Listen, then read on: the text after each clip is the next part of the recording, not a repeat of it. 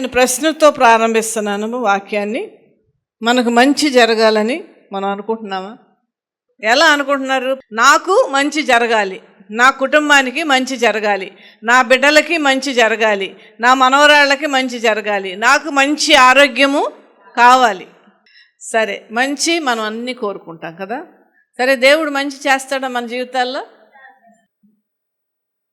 మంచి చేస్తాడు దేవుడు. హల్లెలూయా. ఆయన గొర్రెలకు మంచి కాపరి. మంచి కాపరి అని అంటే ఏంటంటే, గొర్రెలతో ఎందుకు పోలుస్తున్నాడంటే, దేవాది దేవుడు గొర్రెలు ఆ యజమానుడు చెప్పినటువంటి మాటను వింటాయి. ఆ యొక్క గొర్రెలు కూడా మంచిగా మేయాలని ఎంత దూరం ప్రయాణం చేసి వెళ్తుంటాడండి ఆ కాపరి కదా. ఆ కాపరి ఎంతో దూరం ప్రయాణం చేస్తూ ఉంటాడు, వాటిని తీసుకుని వెళ్ళి మేపిస్తూ ఉంటాడు. అయితే అవి ఎందుకు బాగా పెరిగి పెద్దవి అవుతే మంచిగా అతను అమ్ముకున్నప్పుడు మంచి లాభాలు వస్తాయి. అయితే చూడండి, దేవాది దేవుడు గొర్రెల కాపరిగా ఉన్నటువంటి ఆ దేవాది దేవుడు, లేదంటే జనులకు మంచి కాపరిగా ఉన్నటువంటి దేవుడు మనలందరికీ కూడా మంచి చేయాలని కోరుకుంటున్నాడు. హల్లెలూయా, హల్లెలూయా. నేను కూడా పోయిన సంవత్సరం నేను చూడలేనటువంటివి, పోయిన సంవత్సరంలో నేను పొందుకోలేనటువంటివి, పోయిన సంవత్సరములో నేను అనుకున్నవి జరగలేనటువంటి అన్నీ కూడా ఈ సంవత్సరంలో నేను చూడాలి ప్రభువా అని నేను కోరుకుంటున్నాను. హల్లెలూయా, హల్లెలూయా. అయితే అది ఖచ్చితంగా దేవుడు చేస్తాడు. హల్లెలూయా. మంచి దినాలు నాకు కూడా వస్తాయిలేండి అని అనుకుంటా ఉంటాం. అనుకున్నారా ఎవరన్నా ఈ సంవత్సరం?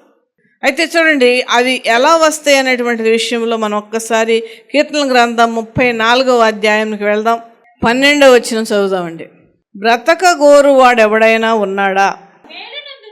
మేలు నందుచు అనేక దినములు బ్రతక గోరువాడు ఎవరైనా ఉన్నాడా?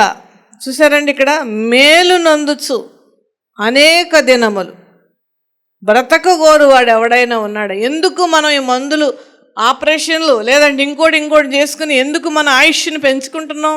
బ్రతకాలని, అంతే కదా. ఆమెకి ఎవరు లేరు, బోళ్ళంత ఆస్తుంది. ఉన్ననాళ్ళు దాన్ని 100ని 200, 200, 500, 500, 1000 అలా చేసుకుంటూ వెళ్ళింది. బోళ్ళని డబ్బులు చేసుకున్న తర్వాత ఇప్పుడు బాగా పెద్దదైపోయింది ఆవిడ. ఇప్పుడు ఆమెకి ఏం చింత పట్టుకుందో తెలుసా? ఇప్పుడు నేను సంపాదించిన డబ్బులన్నీ ఎవరు అనుభవిస్తారు? చూసారండి. అందుకనే వాక్యం ఏం చెప్తుందంటే, ధనాశ సమస్తమైన కీడులకు మూలం. అసలు ధనం సంగతే మనం పట్టించుకోకూడదు. అసలు అవసరం ఉంటే మనకి కూరగాయలకో వీటికో ఖర్చు పెడతాం మనం, అవి ఉంటే అంతే, వాటి మీద ధ్యాస ఉండకూడదు. అయితే చూడండి దేవుని బిడ్డలారా, బ్రతక గోరువాడు ఎవడైనా ఉన్నాడా? అందరం బ్రతకాలనుకుంటాం. అయితే బ్రతక గోరువాడు ఎవడైనా మంచిగా బ్రతకాలని ఎవరిని అనుకుంటున్నారా అని ప్రశ్న మనకే వేస్తున్నారండి. అంతేకాదు, మామూలుగా బ్రతకడం కాదు.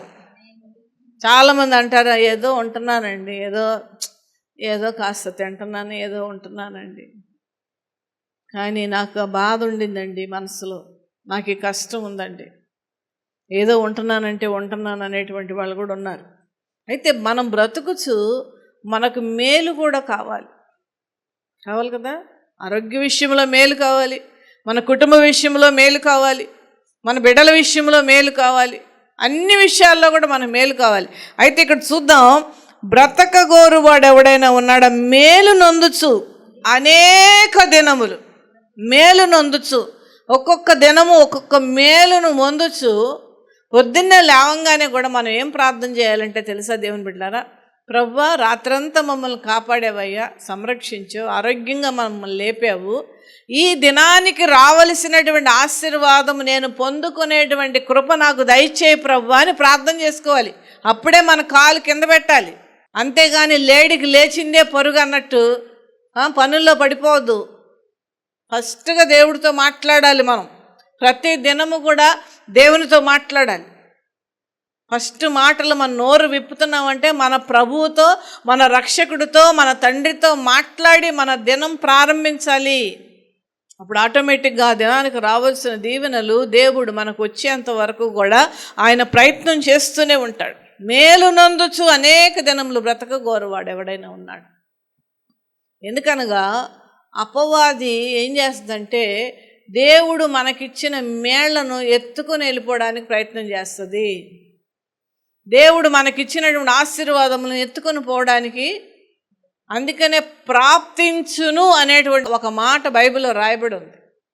ఆ దీవెన నీ వరకు వచ్చి అది ప్రాప్తించును, అది నీకు ప్రాప్తించును. ఆ వచ్చినటువంటి నువ్వు అనుభవించాలి. నువ్వు అవనివ్వండి, నేనేవనివ్వండి, ఆ వచ్చినటువంటి ఆశీర్వాదము మనము అనుభవించాలి. అప్పుడే అది సంపూర్తయినట్టు లెక్క. అయితే మేలును పొందుచు బ్రతకగోరు అనేక దినములు మేలును. ఎంత బాగుందండి అసలు ఈ మాట. అనేక దినములు బ్రతుకుతాం, మామూలుగా బ్రతకడం కాదు, మేలు నొందుచునే నొందుచు అంటే అర్థం ఏంటంటే ప్రతి దినము కూడా. అయితే మనందరూ కోరుకుంటున్నాం. దీనికి దేవుడు ఒకటి పెట్టాడండి ఇక్కడ, చూద్దాం. అది చెడ్డ మాటలు పలకుండా నీ నాలుకను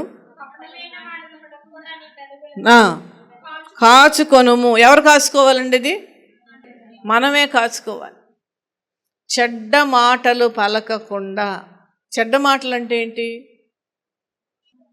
నోరిప్పితే కొంతమంది తిట్లు, కొంతమంది ఇంటి పక్క వాళ్ళు నిజంగానే వాళ్ళ ఇంటి పక్కన ఉన్న మాటే ఉంటారు కానీ వాళ్ళు మన ఇంట్లో ఉన్నట్టే లెక్క, తిడతానే ఉంటారు. కాకినాడలో మేము ఉన్నప్పుడు పెద్ద ప్రాంగణం, అది పెద్ద బిల్డింగ్లో మేము ఉండేవాళ్ళం. కొద్దిగా దూరంలో 2 చిన్న గదులు అద్దెకిచ్చారు. ఈ పక్కన ఒక చిన్న గదులు 2 ఉండే. ఈమెంటో ఈ పక్కింటామంటే ఆమెకి ఎందుకునో బాగా లోకు, తెలియదు ఎందుకో. పొద్దున్న లేచింది ఆమె తిడతానే ఉండేది. పాపం ఏమనేది కాదండి. వాళ్ళు ఏమీ క్రైస్తవురాలు, ఆమె క్రైస్తవురాలే. నేను గమనించాను చాలాసార్లు. ఈమెమనేది కాదండి, పక్కన ఆవిడ తిడుతున్నా సరే ఏమనేది కాదు. పాపం బిడ్డ భరిస్తూనే ఉండేది. కొంతమంది మన నోట్లోంచి పూర్తి అవ్వకముందే వేసేస్తారు మిజైల్. పాపం ఏమనేది కాదండి. తర్వాత వాళ్ళ ఇంటి ముందు నుంచి ఇలా పెద్ద ఇల్లు ఇట్లా ఉండేది మాది, అక్కడ దూరంగా ఉండేవాళ్ళు. వాళ్ళ ఇంట్లోంచి అట్లా నడిచి ఒకరోజు ఆమె వెళ్ళిపోయింది. సరే, తర్వాత నేను కొంచెం సేపటికి ఎప్పుడుకో నేను బయటికి వెళ్తుంటే దారిలో ఒక చెట్టు ఉంటుంది అనమాట. దారి అంటే సేమ్ గ్రౌండ్లోనే, ఆ స్థలం వాళ్ళదే, రోడ్డు మీద కాదు. అక్కడ చెట్టు ఉంటే ఆ చెట్టు మీద కూర్చొని ఉంది పాపం. నేను అన్నాను, ఏమ్మా ఇక్కడ కూర్చున్నామండి, చాలాసేపు అయింది అనుకుంటే. ఇందాక ఎప్పుడో వెళ్ళావు కదా, ఇక్కడే కూర్చున్నామండి అంటే ఆ మాటలు పడలేకండి, వినలేక మాటలు. చెట్టు కింద కూర్చొని ఏమి క్రైస్తవం అండి అది? ఎవరికి సాక్షిగా ఉంటున్నాం మనం? చెడ్డ మాటలు పలకకుండా.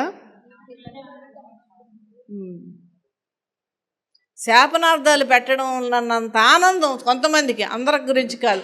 ఒకవేళ మనలో ఎవరైనా అలా ఉన్నారేమో, మనల్ని మనం ఈ రోజున పరీక్షించుకోవాలి. మనల్ని మనం పరీక్షించుకోవాలి. నువ్వు అలా అయిపోవాలి, నువ్వు ఇలా అయిపోవాలి. అది క్రైస్తవుల యొక్క లక్షణమా? అది దేవునికి ఇష్టమైనదిగా ఉందా? బైబిల్ పట్టుకొని మందిరానికి వెళ్ళేటువంటి వాళ్ళ యొక్క ప్రవర్తన ఇలా ఉండరాదు. ఇలాంటి ప్రవర్తన ద్వారా, నీ మాటల ద్వారా, మనుషులతో నువ్వు ప్రవర్తించే ప్రవర్తన ద్వారా నీ సృష్టికర్త అయిన దేవుడు, నీకు ఇచ్చిన రక్షణనిచ్చినటువంటి ఆ దేవుడు అవమానపరిచేటువంటి విధముగా మనం ప్రవర్తించరాదు. చెడ్డ మాటలు పలకకుండా నీ నాలుకను నీ భర్తో, నీ యొక్క భార్యో, లేదంటే నీ కుమారుడో కాయుడు, నీ కుమార్తె కాయుడు, నువ్వే కాచుకోవాలి. నీ నోరు నువ్వు కాచుకోవాలి. చాలామంది ఇప్పుడు వచ్చే సమస్య ఏంటంటే, అమ్మ కాళ్ళు ఎంత నొప్పులు ఉంటున్నాయి అంటే నడవలేకపోతున్నాను. నేనేమన్నాను తెలుసా, మా అక్కతో, నేను అసలు నిలబడలేకపోతున్నానని చెప్పాను. ఎందుకంటే ఆల్మోస్ట్ దేవుడు మరి నూతనమైన సంవత్సరంలో అత్యధికమైనటువంటి కృపలను ఇస్తూ అనేక చోట్ల నేను వాక్యం కొన్నిసార్లు 3, కొన్నిసార్లు 4 చెప్పడానికి నాకు దేవుడు అవకాశం ఇస్తూ ఉన్నాడు. నిలబడి కాళ్ళు చాలా నొప్పులు వేస్తున్నాయి నాకు. కానీ అందరూ కూడా ఏమంటున్నామంటే కాళ్ళు లాగేస్తున్నాయి. కానీ నేనేమని కోరుకుంటున్నాను తెలుసా? నా నాలికను లాగేస్తుందండి, మాట్లాడి అనేటువంటి ప్రజలు లేవాలి. ఎప్పుడన్నా అంటున్నారండి ఆ మాట? నాలుక లాగేస్తుందని. ఇంతవరకు నా యొక్క సేవా జీవితంలో ఎవరు కూడా అలాంటి ప్రార్థన రిక్వెస్ట్ ఎవరు కోరలా. అయితే దేవుడు మనకు నోరిచ్చింది ఇతరులను చెడ్డ మాటలు పలకడానికి కాదు. సొంత వాళ్ళనే చెడ్డ మాటలు పలికేటువంటి కుటుంబాలు ఉన్నాయి. కూతురును దూషించేటువంటి తల్లులు ఉన్నారు. తల్లిని దూషించేటువంటి కూతుర్లు ఉన్నారు. కొడుకు తల్లిదండ్రులను దూషించేటువంటి కుటుంబాలు ఉన్నాయి. ఒక కుమారుడుకి తల్లికి చాలా గొడవ వచ్చింది.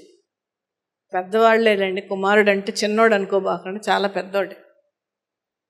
తల్లిని విపరీతమైన దూషణ, ప్రతి ఇంటికి వెళ్ళి ప్రతి ఒక్క ఊరు వెళ్ళి నా తల్లి ఇలా చేస్తుందా, నా తల్లి ఇలా చేస్తుందా, దూషణ, చెడ్డ మాటలు విపరీతంగా. అప్పుడు వాళ్ళ అక్క ఫోన్ చేసి అందంట, నువ్వు అమ్మని ఇలా మాటలు అంటున్నావు, రేపు నీవు బాధపడేటువంటి దినం వస్తుంది. తల్లి లేకపోతే, తల్లి పెద్దదైపోయింది, తల్లి లేకపోతే నువ్వు అప్పుడు బాధపడతావు, అయ్యో నేను ఎందుకు నా తల్లి నిన్ను మాటలు అన్నానని.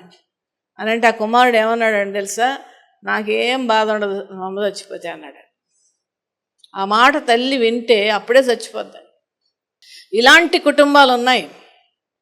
దేవుని బిడ్డలారా, మిమ్మల్ని హెచ్చరించడం నా బాధ్యత. మీ ఆత్మీయ తల్లిగా, మీ అందరి గురించి ప్రార్థన చేస్తున్నటువంటి ఆత్మీయ తల్లిదండ్రులుగా నేను చెప్తూ ఉన్నాను, నీ నోటి మాటలు చాలా జాగ్రత్తగా ఉండాలి. నువ్వు నోరు విప్పుతున్నావంటే ఇతరులకు ఆశీర్వాదకరమే ఉండాలి. ఇతరులను నొప్పించే మాటలు మనం పలకడానికి వీల్లేదు. అది నా వరకు కూడా వచ్చినాయి. చాలామంది అమ్మగారు గొప్పింటి వాళ్ళ దగ్గరికే వెళ్తారు. ఎక్కడికి వెళ్తానంట అండి, గొప్పింటి వాళ్ళ దగ్గరికి వెళ్తే అసలు నేను ఇక్కడ ఉండేదాన్ని, అసలు నేను హైదరాబాద్లోనే సేవ పెట్టుకునేదాన్ని. పరిశుద్ధ గ్రంథం నా ముందుండి నేను చెప్తున్నాను, నన్ను ఎంతమంది హైదరాబాద్లో అడిగారో తెలుసా, మీ వాక్యాలు కొంతమందికి కాదు అంటే, నేను బాగా వాక్యం చెప్తున్నాను నేను అంటలేదు, ప్రభు నాకు పెట్టిన భిక్ష ఒకవేళ నేను బాగా చెప్తున్నానంటే, అంతేగాని నా అతిశయం కాదు, నా స్తోమత అంతకంటే కాదు, నా శక్తి అంతకంటే కాదు, నా జ్ఞానం అంతకంటే కాదు. కానీ మీరు వేవేల మందికి మీ వాక్యాలు వినిపింప చేయాలి. మీరు వచ్చేరాదండి హైదరాబాద్ అని అడిగారు నన్ను.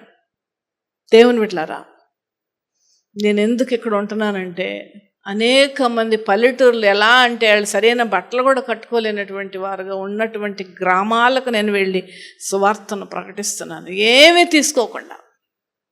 ఎందుకో తెలుసా, నా స్వస్థలములో ఉన్న నా బిడ్డలు సరైనటువంటి మార్గములో నడవాలి. హల్లెలూయా. మిమ్మలను సరిచేయుటలో నాకు కూడా దీవెన వస్తుంది. హల్లెలూయా. ఎందుకంటే దేవుని సాక్షిగా నేను ఉంటూ ఉన్నాను, సమాజంలో దేవుని సేవకురాలుగా నేను ఉంటూ ఉన్నాను. కోరి కోరి కోరి కోరి మీ నోటి ద్వారా మీరు శాపాన్ని తెచ్చుకోవద్దు. చెడ్డ మాటలు పలకకుండా నీ నాలుకను నువ్వు కాచుకో. ఇప్పటి వరకు ఒకవేళ బ్రతికేసామేమో ఎలాగోలా. సాక్ష్యం ఉన్నదా అండి మన ఇంటి పక్క వాళ్ళ దగ్గర కానీ ఎవరైనా? సాక్ష్యం ఉందా? సాక్ష్యముగా ఉండాలి మనం. ప్రతి చోట నీ సాక్షిగా ప్రభువా నేనుండు నాట్లు, ప్రతి చోట నీ సాక్షిగా ప్రభువా నేనుండు నాట్లు, ఆత్మీయభిషేకము నిమ్ము అయ్యా. నేను ప్రతి చోట నీ సాక్షిగా ఉండాలయ్యా. ఎంత అద్భుతమైనటువంటి కోరికండి ఇది. ఆడ మందిరానికి వెళ్తాడు, తర్వాత సోమవారం నుంచి అరుగుల మీద కూర్చొని చెత్త చెదారం చూస్తూ ఉంటాడు. అనుకున్న వాళ్ళు లేరండి? ఎవరు నామము దూషించబడుతుంది? దేవుని నామం. ఎవరి ద్వారా? మన ద్వారానే, మన ద్వారానే. దేవుని బిడ్డలారా, గమనించుకోండి. నీవు నోరు విప్పితే క్రీస్తు సాక్షిగా ఉండేటువంటి మాటలు మనం మాట్లాడాలి. చెడ్డ మాటలు పలకకుండా నీ నాలుకను నువ్వే కాచుకోవాలి. చూడండి, చెడ్డ మాటలు పలకకుండా నీ నాలుకను ఎవరు కాచుకోవాలండి? నువ్వు కాచుకోవాలి. ఊరికనే నోరిప్పేసేసి మనం మాట్లాడడానికి వీల్లేదు. తర్వాత కపటమైన మాటలు పలకకుండా నీ పెదవులను కాచుకొను. కపటమైన మాటలు అంటే అర్థం ఏంటండి? మనసులో ఒకటి ఉంటుంది, పైకి ఒకటి ఉంటుంది. ఏమీ లేకుండా ఉన్నట్టు మాట్లాడతారు చాలామంది. మనసులో ఉన్నది ఉన్నట్టు మాట్లాడదాం. ఒకవేళ మన మాటల ద్వారా ఎదురుగున్నటువంటి వాళ్ళు ఒకవేళ మెచ్చుకోవచ్చు. వాళ్ళ ద్వారా ఏ కూరో, లేదంటే ఏ 2 యాపిల్సో, లేదంటే ఒక మొక్కజొన్న కండో, లేదంటే వాళ్ళ ఇంట్లో కాసిన ఒక ములక్కాయో వస్తుంది అంతే, ఒకవేళ ఆ మాటల వలన. కానీ పరలోక ఆశీర్వాదాలు మనము పోగొట్టుకుంటాం. అది ముఖ్యం, ఇది ముఖ్యం అండి. నీకు ఏం కావాలో దేవుడు నీకు సమకూరుస్తాడు. హల్లెలూయా. దేవుని బిడ్డలారా, దేవుని మెప్పును మనం ఎప్పుడు కూడా కోరుకుందాం. మాటలు చాలా జాగ్రత్తగా ఉండాలి. మాట అంటే ఎలాంటి, ఆ నోరు ఎలాంటిది అంటానంటండి, యాకోబు పత్రికలో ఉంది, ఒక్కసారి చూద్దాం. నాలుక మనలో ఉంచబడిన పాప ప్రపంచం అంటండి. నాలుక. ఈ భక్తుడు ఏ విధంగా పోల్చాడో చూడు. పాప ప్రపంచమై సర్వ శరీరమునకు మాలిన్యము కలగజేస్తుంది, ప్రకృతి చక్రమును చిచ్చుబెట్టును, నరకము చేత చిచ్చుపెట్టును. నాలుక. అందుకనే చూడండి ఇక్కడ, ఎవడైనను మాట యందు తప్పిన ఎడల అట్టివాడు లోపము లేని వాడై తన సర్వ శరీరము స్వాధీనముంచుకొన శక్తి గలవాడగును. గుర్రములు మనకు లోబడుటకై నోటికి కళ్ళెము కట్టి వాటి శరీరం అంతయు త్రిప్పురు కదా. నోటికి కళ్ళెం పెడతారంట. మీరు చాలా ఆవులను చూస్తుంటారు కదండి, ముక్కులో తాడేస్తారు కదా. ఎందుకు వేస్తారు అది? ఎందుకంటే ఆ ముక్కు చాలా నొప్పి ఉంటుందండి దానికి. మనకు కూడా నొప్పే కదండి, ముక్కు మీద దెబ్బ తగిలితే కళ్ళం నీళ్ళు వచ్చేస్తాయి మనకి కదా. ఆ యొక్క ముక్కుకి ఎందుకు కడతారంటే దాన్ని లాగితే ఆ లాగినటువంటిది ఇక్కడ కనెక్షన్ ఉండి ఆ ముక్కు దగ్గర లాగినట్లు అయ్యి వెంటనే కంట్రోల్కి వచ్చేస్తుంది. దాని ఇష్టానుసారంగా ప్రవర్తించడానికి వీల్లేదు. చాలా గేదెలకి 2 కాళ్ళు కట్టేస్తారు. ఎందుకు కడతారు నాన్న? దానికి ఏం గుణం ఉందంటే పరిగెత్తుకుని వెళ్ళిపోయే గుణం ఉంది. కళ్ళు తెరిచి ఇచ్చేలోపు పెడన వెళ్ళిపోద్ది అనమాట అది. అందుకనే దాని కాళ్ళను కడతారు. ఇంకోటి ఏంటంటే మెడకి ఖచ్చితంగా ఒక కర్ర లాంటిది కడతారు. అదెందుకు కడతారంటే స్పీడ్గా పరిగెట్టకుండా. మరి మనకి ఎవరు కడతారండి?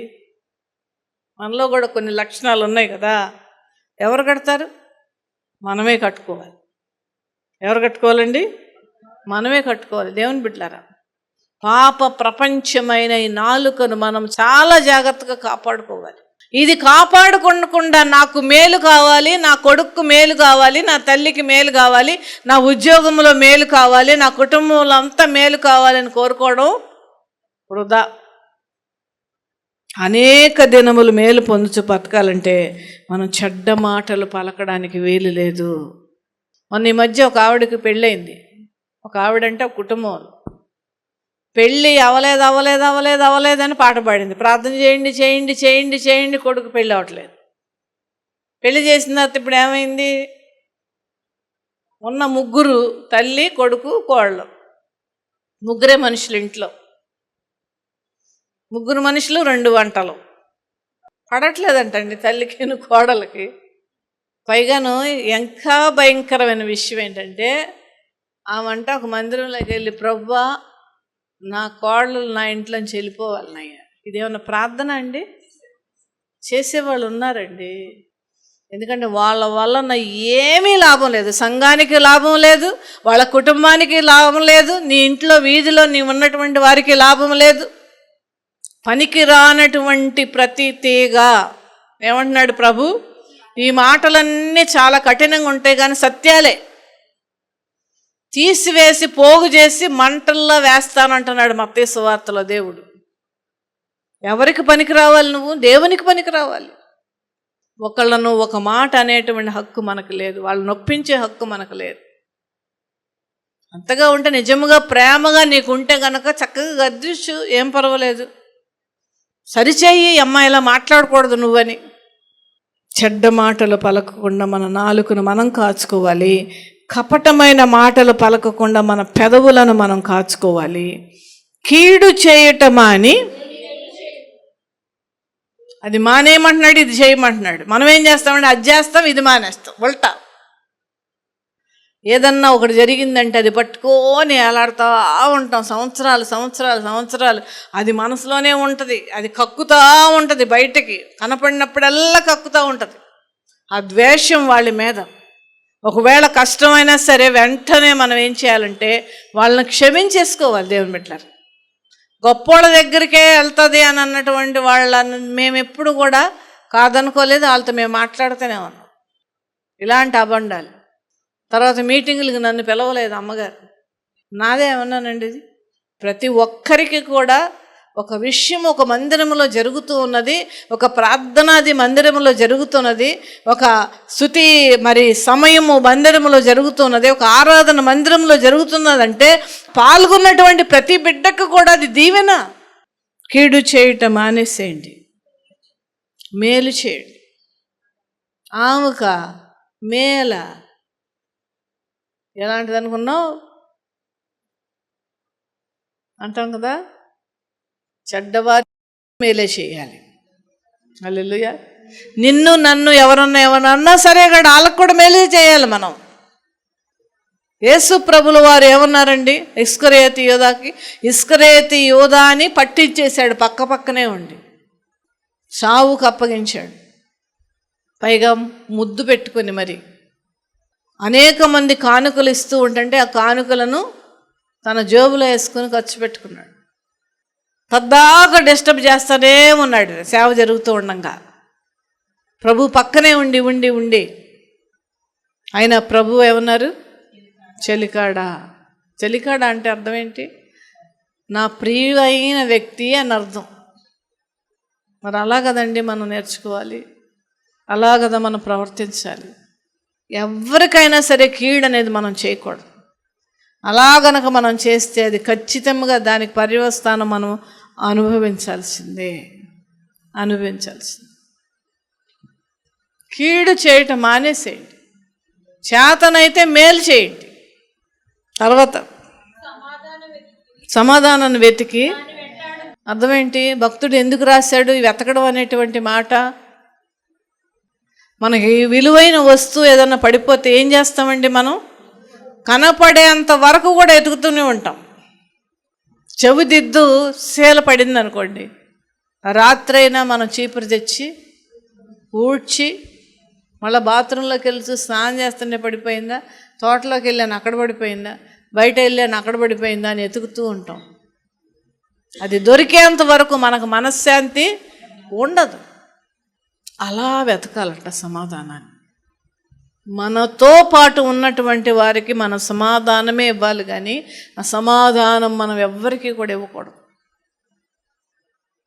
మనల్ని చూసి చెప్పుకోవాలండి, అమ్మ ఆమె చాలా మంచిది, ఆమె అబద్ధం ఆడదండి, ఏమైనా మాట్లాడితే ఆమె మేలే మాట్లాడదు కానీ కీడు అనేది మాట్లాడదనే పేరును మనం సంపాదించుకోవాలి. దేవుని బిడ్డలారా, కీడు చేయటమా అని మేలు చేయము, సమాధానం వెతికి దానిని వెంటాడము అంటే అర్థం ఏంటంటే దానిని ఎప్పుడైనా ఏ పరిస్థితులలో అయినా ఇది మన కుటుంబంలో నుంచి కానీ మన పరిసర ప్రాంతాల నుంచి కానీ అది తప్పుకుంటుందంటే కనుక దానిని మరలా సెట్ చేయడానికి మనం నిలబడాలి. అక్కడ ఇంటి పక్కవాడు ఇద్దరు పోట్లాడుకుంటుంటే ఈమెకి కనపడకుండా ఆమెకి కనపడకుండా ఈమెకి మాట్లాడి అంతేలే వదిన, నువ్వేం పట్టించుకోబాకు, అసలు ఆమెని నానా మాటలని ఆ కొండ మీద పెట్టావు, కోడి మీద పెట్టావు, కుక్క మీద పెట్టి తిట్టమని చెప్పి మనము చెప్పకూడదు కదండి.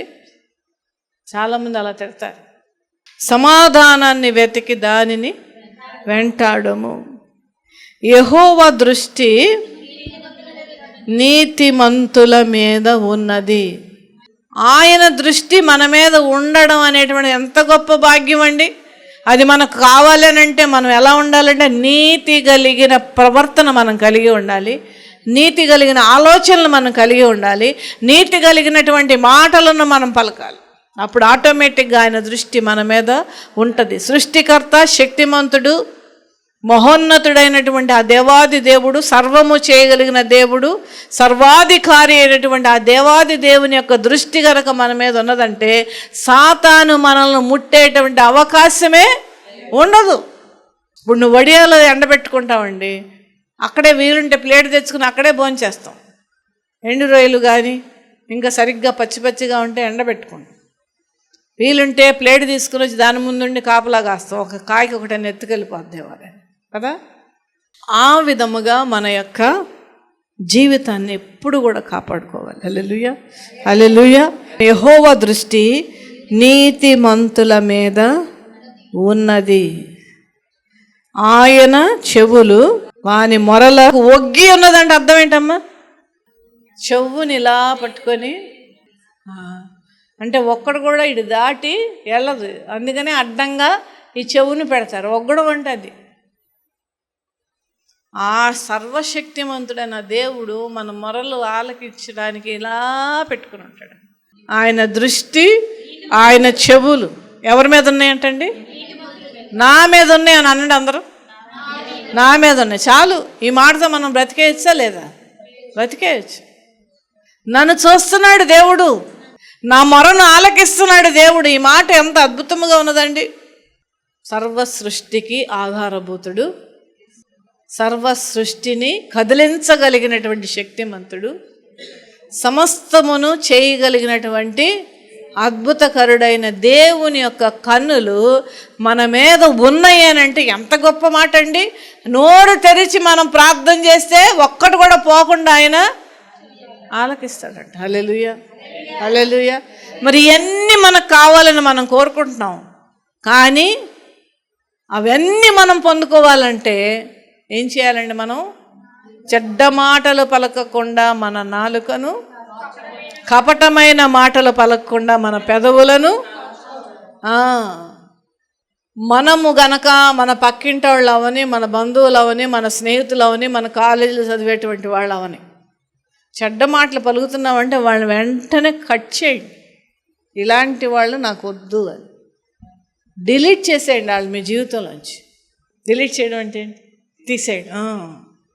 తీసేయాలి అంతే. అవసరం లేదు. ఎలాంటి వాళ్ళైనా మనకి, వాళ్ళు ఎలాంటి ఎంత సొంతోళ్ళైనా వాళ్ళ వల్ల ఒకవేళ మనకు లాభం ఉండవచ్చు, ఉండకపోవచ్చు. అవసరంలో అలాంటి వాళ్ళు మనల్ని కూడా పాపంలో పడేయడానికి ప్రయత్నాలు చేస్తాడు. అందుకే అవసరం లేదు, పోగొట్టేసుకుని అలాంటి వాళ్ళు ఏం పర్వాలేదు. వద్దనుకోండి అలాంటి వాళ్ళది. దుష్టుల ఆలోచన చొప్పున నడవద్దంటున్నాడు దేవుడు. పాపుల మార్గములో నువ్వు నిలవద్దంటున్నాడు. అపహాసకులు అంటే ఏంటంటే సొల్లు మాట్లాడేవాళ్ళని అర్థం. దివారాత్రులు ధర్మశాస్త్రం దానించేవాడు ధన్యుడు. ధన్యుడు అంటే ఆశీర్వదించబడినవాడు. ఎన్ని చేయకుండా మనం దేవుని ఆశీర్వాదాలు కోరుకోవడంలో ఎక్కడ కూడా ఒక పొంతన లేదు. దేవుని బిడ్డలారా, సత్క్రియలు చేయువారి జ్ఞాపకమును భూమి మీద కొట్టివేయుటకై యెహోవా సన్నిధి వారికి విరోధముగా ఉన్నది. ఏంటో ప్రభువా, ఇది నాకేం జరగట్లేదు, ఎంత ప్రార్థన చేసింది జరగట్లేదు అనేటువంటి పరిస్థితులు లేదంటే మాటలు మనకుంటాయి. చాలామంది నువ్వు న్యాయం చేకూర్చువా నాకు అని ప్రార్థన చేస్తాం. ఆ మాట మనం అనకూడదంట. ఎందుకంటే న్యాయం చేకూర్చువు నన్ను మనం ప్రార్థన చేస్తే న్యాయపరంగా మన నరకానికి వెళ్ళవలసిన వాళ్ళం. అవునా? అందుకే అసలు ఆ ప్రార్థన చేయకూడదు. నీ కృప కనపరచు ప్రభువా అని మనం ప్రార్థన చేయాలంట. హల్లెలూయా. అందుకనే నరక కూపములోనికి వెళ్ళిపోతున్నారు వీళ్ళందరూ కూడా అని దేవుడు ఆలోచించి పైనుండి చూచి, నేను సృష్టించినటువంటి ఈ జనాంగము, నా చేతులతో పెంచి పోషిస్తున్నటువంటి ఈ జనాంగము నరకలోనికి వెళ్ళడం నాకు ఇష్టము లేదు అనుకొని తండ్రి, కుమార, పరిశుద్ధాత్మ త్రియేక దేవుడు ఒక ప్రణాళిక వేసి ఈ లోకములో ఉన్నటువంటి మనుష్యులందరి ఎడల తన కుమారుడిని ఈ లోకానికి పంపించాడు. హల్లెలూయా, హల్లెలూయా. దేవాది దేవుని యొక్క దృష్టిలోనికి మనం రావాలని అంటే ఇవన్నీ చేయండి. ఈ చేయకుండా మనం అడిగేటువంటి హక్కు కూడా మనకు లేదండి. కనుక చూడండి, ఇదే మాట 1 పేతురు 3వ అధ్యాయం 10వ వచనంలో కూడా సేమ్ రాసిందండి. జీవమును ప్రేమించి మంచిది. జీవాన్ని ప్రేమించడం అంటే అర్థం ఏంటండి? జీవము గల దేవునిని ప్రేమించటం. అది నిజముగా మనము దేవుణ్ణి ప్రేమిస్తున్నామనంటే మనము ఏం చేస్తామండి? మంచి దినములు కోరుకుంటున్నటువంటి వారు ఎవరైనా చూడండి, ఇక్కడ కూడా కీర్తన గ్రంథంలో రాయబడినటువంటి మాటే పేతురు కూడా రాశాడు అని అంటే అర్థం ఏంటంటే దాని ఎంత ఇంపార్టెన్స్ ఉందో చూడండి. అదే మాట మళ్ళా రాశారు. కనుక జీవాన్ని మనం ప్రేమిద్దాం, జీవము గల దేవుణ్ణి ప్రేమిద్దాం, జీవం ఇచ్చేటువంటి ఆ దేవాది దేవుడిని మనం ప్రేమిద్దాం. మనం నిజంగా ప్రేమిస్తే ఇవన్నీ కూడా మనం విడిచిపెట్టేస్తాం. కనుక ఇవన్నీ చేసుకుంటూ వెళ్తే ఆటోమేటిక్గా దేవుడే ఇచ్చేస్తాడండి. హల్లెలూయా. ఆయన మన మొరలకు చెవియొగ్గి ఆలకిస్తాడు. నువ్వేదన్నా అడుగు, అది ఆయన చూసుకునే పని. నువ్వు అమ్మో ఇంత కష్టమా, ఇంత ఇబ్బందికరమైన దేవుడు చేయగలుగుతాడా లేదా, ఎంత కష్టమైంది దేవుడు చేయగలుగుతాడా లేదా, నా కుమారుడు ఎంత చెడిపోయాడు, అన్ని రోగాలు వచ్చేసినాయి, అన్ని చెడలవాట్లు వచ్చేసినాయి, బాగవుతాడా లేదా, ఇవన్నీ మనం ఆలోచించవలసిన పనే లేదు. మనం ప్రార్థన చేయడమే, దేవుడే మార్చుకుంటాడు, మొరను ఆలకిస్తాడు ఆయన. హల్లెలూయా. ఆయన దృష్టి మన మీద ఉంటుంది. మన మీద ఉన్నది అని అంటే ఏ సాతాను యొక్క పన్నాగాలు, సాతాను యొక్క ఇంటర్ఫీరెన్స్, సాతాను యొక్క క్రియలు, సాతాను యొక్క చర్యలు మనల్ని అంటకుండా దేవుడు కాపాడుతాడు. హల్లెలూయా, హల్లెలూయా. మనం అసలు దాని విషయం ప్రార్థన కూడా చేయక్కర్లేదు, అసలు దేవుడు చూసుకుంటాడు అంత. కనుక ఆ విధంగా బతుకుదాం దేవుని బిడ్డలారా. చెడ్డ మాటలు పలకకుండా నీ నోటి నువ్వు కాచుకో. నీ నాలుక శుభవచనములే పలకాలి, నీ నాలుక మంచి మాటలే పలకాలి. నీ పెదవులు నువ్వు విప్పుతున్నావంటే ఎదురున్న వారికి క్షేమకరమైనటువంటి రీతిలో ఉండేటటువంటి విధముగా మన పెదవులను మనం విప్పాలి. ఇతరులకు మనం ఆశీర్వాదకరముగా ఉందాం, ఇతరులకు మనం దీవెనకరముగా ఉందాం. మనం నోరు విప్పి చెప్తున్నామంటే క్రీస్తు ప్రేమనే ఇతరులకు తెలియజేసే విధముగా మనం ఉండాలి. ఇవన్నీ మనం చేస్తూ ఉండంటే సర్వ సృష్టికి ఆధారభూతుడు అయిన దేవాది దేవుడు మనలను కాస్తాడు, సంరక్షిస్తాడు. ఆయన కృపలో మనల్ని అందరినీ బద్ధం చేస్తాడు. ఆయన నామంలోన సకల ఆశీర్వాదాలు మనకు అనుగ్రహిస్తాడు. ఈ సంవత్సరం అంతా కూడా ఆ దీవెనలతో మనం బ్రతకడానికి దేవుడు ఆ కృప మనందరికీ అనుగ్రహించును గాక. Amen, amen.